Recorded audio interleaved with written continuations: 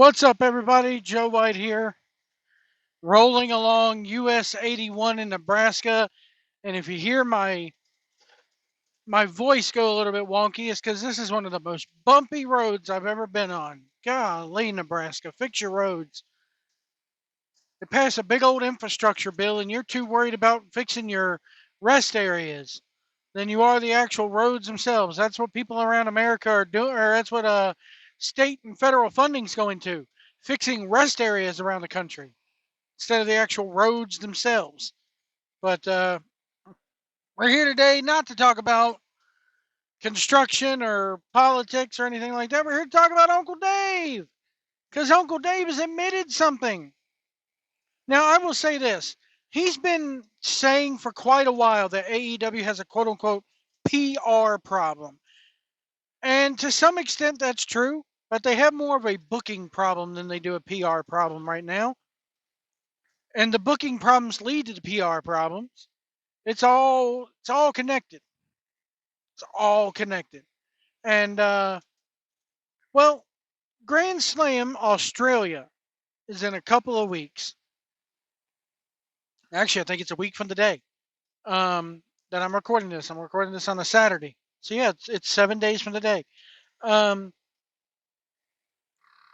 And it's been a big mess. It's been a gigantic mess, having to be moved to arenas. They've never came out and said this was a pay-per-view. However, the fans were led to believe that, hey, since you're calling it Grand Slam Australia, it is a pay-per-view, even though they're not. The fans aren't smart enough to realize that Grand Slam has never been a pay-per-view with them. In the 3 years that they've done Grand Slam, it's never been a pay-per-view. But also, they didn't buy tickets because the tickets were too damn expensive in this big-ass stadium. So now they moved it into smaller arenas, and fans who paid 4 figures for floor seats got transferred to floor seats that are now worth only 3 figures, and they're not going to get refunds. They're not going to get paid the difference. Public transportation's not running out to that part of the city of Brisbane. The city of Brisbane themselves is probably going, God, we're never going to do this again. Which stains the entire business, by the way, because next time when WWE comes in, they're not going to look at the figures and go, oh, WWE's hot right now. They're going to look at, oh, the last time we had a wrestling show in here, mate, last time we had the wrestling in here, paid them a bunch of money to come into Brisbane, Australia. We got a sold a bill of goods, mate. We don't want wrestling back here, down under. Anyway, it's my horrible Australian accent. We'd rather put on a football match or kangaroo boxing. Anyway, kangaroo boxing. But it's been a nightmare from a PR standpoint, from a booking standpoint. Meltzer, let me just play this clip. It's a longer clip. It's about 4.5 minutes long, maybe a little bit under. But here's Meltzer talking about this gigantic nightmare that is AEW's first time in Australia. Take a listen. The Australia thing is interesting. I mean, the Australia is like a pretty good card. And probably will be a hell of a television show if you think about it. But there is, man, that from a PR standpoint, they made mistakes that like, it's very frustrating watching them because it's just like, they're from a PR standpoint, like they're just so, I don't know how to explain it.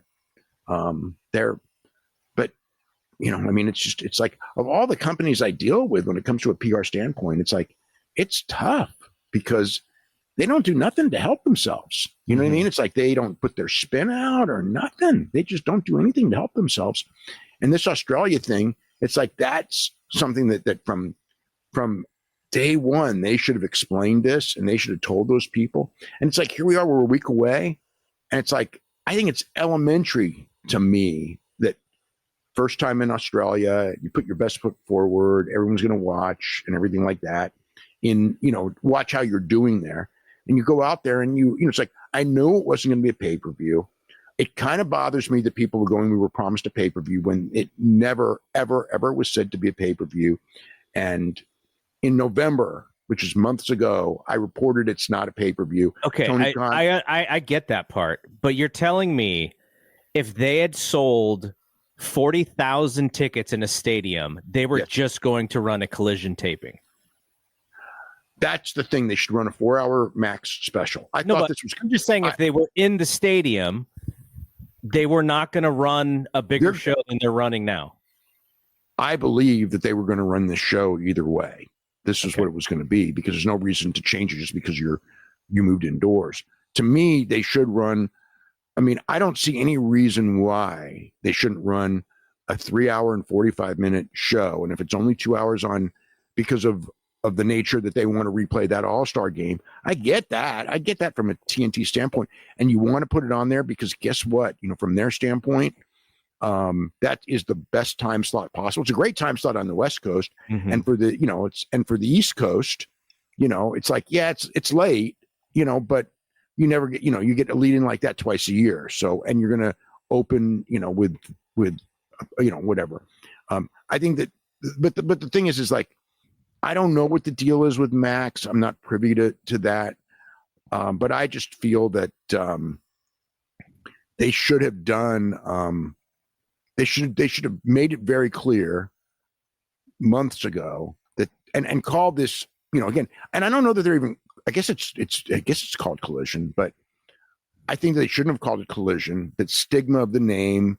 It's like that's one of those things that's really weird. Is like they announced this pretty good lineup, but everyone says, but it's Collision. And it's like, well, this lineup's better than any Dynamite. You know what I mean? It's not better than a pay-per-view, but it's better than any Dynamite, but they're not calling it Collision on their website in any way. It is just called AEW Grand Slam Australia. Okay. But people are like doing this Collision thing in their head, like it's a negative because it's Collision and we're not getting whatever. But they should have went in there and they should have, months ago gone in there and go, and done a 4-hour loaded show. I mean, So it seems like the plan all along, according to Uncle Dave, was to do the show like this, to have it was never going to be a pay-per-view. And what they've always should have done, and I'll give Dave credit, he said this from the very beginning, give them a 2-hour Collision and then give them 2 hours as a max special right afterwards. But TNT and Warner Brothers, they're biting AEW in the butt. Why? Because they don't want you to go to Max for those 2 hours. They want you to watch a replay of all the All-Star Game stuff from the NBA. They don't want you to go to Max and go there live. So this whole thing, and I did an interview or did a podcast yesterday talking about it yesterday.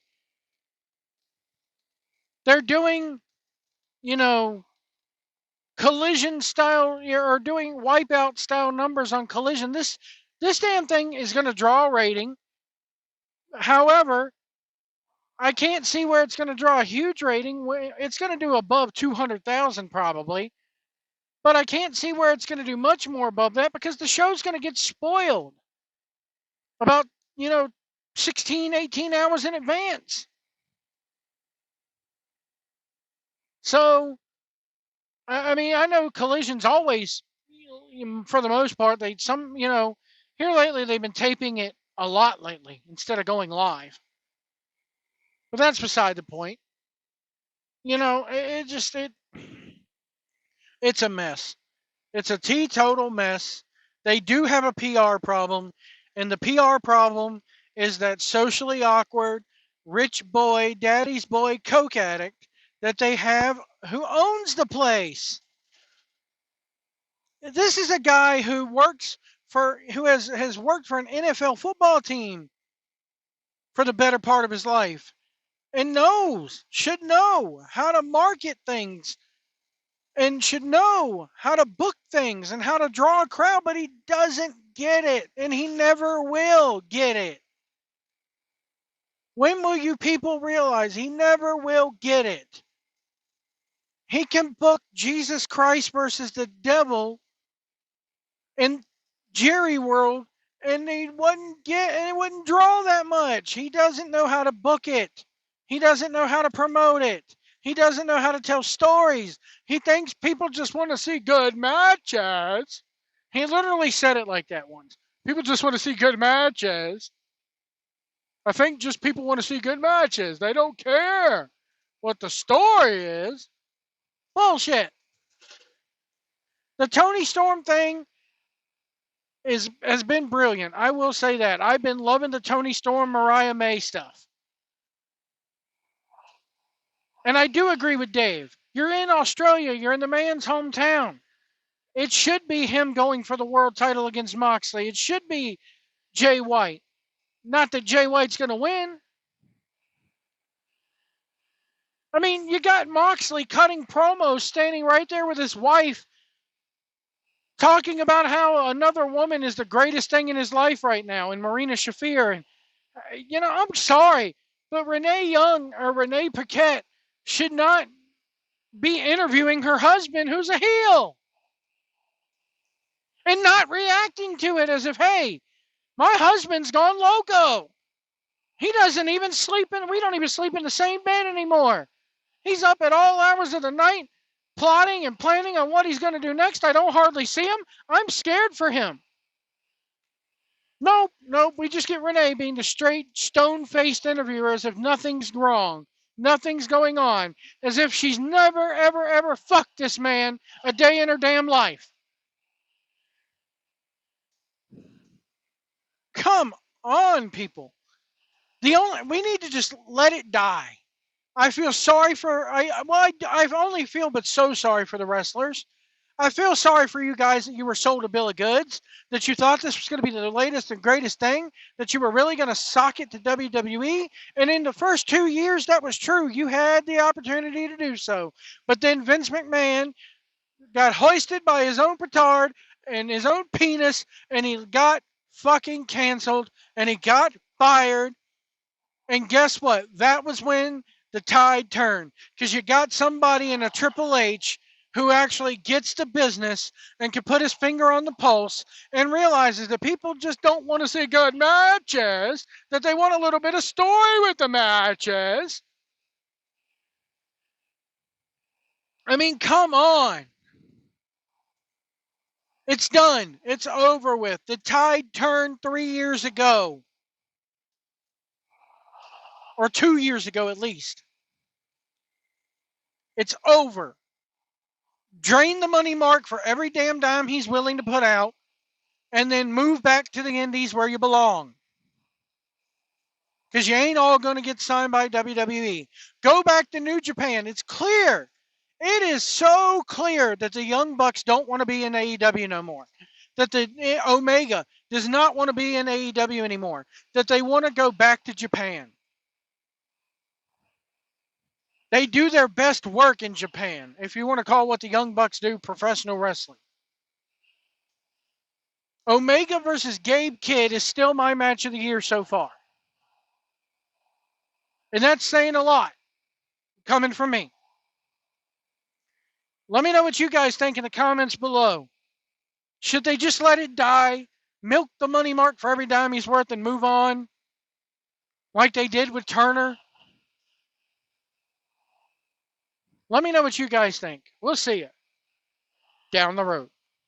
Actually, there is something I have been meaning to tell you, but I just couldn't. I think you should know, though. On Saturday morning last week, I saw a guy leaving Rosemary's room. How should I put it? It was like they were intimate. I'm sorry. Sorry to bring this up during the mission, but